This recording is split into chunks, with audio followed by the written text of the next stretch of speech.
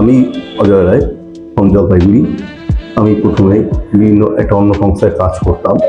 তো আমার নিজের অন্য সংস্থায় কাজ করার দরুন আমি ওখান থেকে সুইচ করার জন্য, অর্থাৎ আমি বেটার অপশন করার জন্য আমি নিজে বিভিন্ন জায়গায় অন্যান্য জায়গায় চেষ্টা করি এবং বিভিন্নভাবে অন্যান্য প্রতিষ্ঠানে করি। কিন্তু তার মাধ্যমে আমি সোশ্যাল মিডিয়া সম্বন্ধে আমি সুইচ অন লাইফ সম্বন্ধে একটা খবর পাই। সেখানে বিশ্বস্ত প্রতিষ্ঠান আমি সেখানে আসি এবং এসে আমি তার সুইচ অন লাইফের যে কর্মকর্তারা আছে তাদের সাথে আমি কথোপকথন বলি এবং তারা আমাকে সমস্ত কিছু বলে এবং তারা আমাকে জানায় যে একটা মেম্বারশিপ নিতে হবে।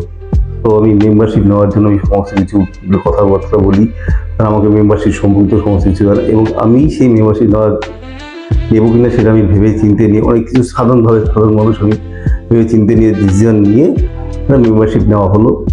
মেম্বারশিপ নেওয়ার পরেই আমাকে একটা ইন্টারভিউর জন্য কল করা হলো এবং সেখানে আমি ইন্টারভিউ দিলাম। আমার সেটা পছন্দ হয়নি। দ্বিতীয়বার আমাকে আবার ইন্টারভিউ সুযোগ করা হলো। সেই সময়ের মাঝখানে আমাকে ইন্টারভিউ দেওয়ার ট্রেনিং, ইন্টারভিউ কীরকম টাইপের কোশ্চেন আসতে পারে সমস্ত প্রিপেয়ারনেস করে দেওয়া হলো এবং সুইচ অন লাইফ।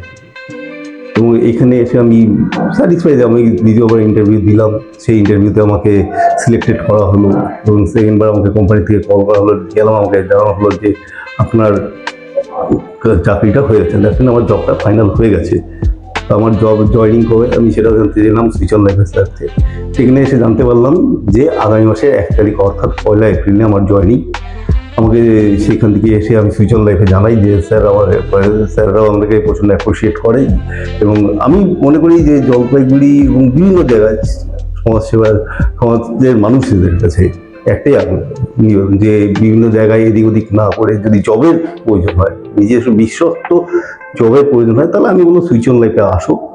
একবার এখানে এসে নিজের লাস্টটা একবার ট্রাই করে দেখো না। আমি বলবো আমি যেমন ট্রাই করে দেখেছি, সবাই এসে একবার ট্রাই করে দেখো। এটা এতটা বিশ্বস্ত যে আমি নিজে জলপাইগুড়ির ছেলে হয়ে আমি বলছি এবং আমি নিজেও একটা ইন্টারভিউ দিয়েছি, সেখান থেকে আমাকে সিলেক্ট হয়েছিল, আমার সেটা পছন্দ হয়নি এবং দ্বিতীয় ইন্টারভিউর জন্য আমাকে তৈরি করে দেওয়া এবং সেই ইন্টারভিউ দেওয়ার দিয়ে আসাটাই ওনাদের শেষ কর্তব্য না। ইন্টারভিউ দিয়ে আমাকে সমস্ত রেজাল্ট জানানো এবং আমি তাদের সমস্ত ট্রেনিং পারপাস সমস্ত কিছু, মানে যতক্ষণ না তোমার জবে জয়েনিং আসে ততক্ষণ অবধি তুমি সুইচ অনের রেসপন্সিবিলিটি থাকছো।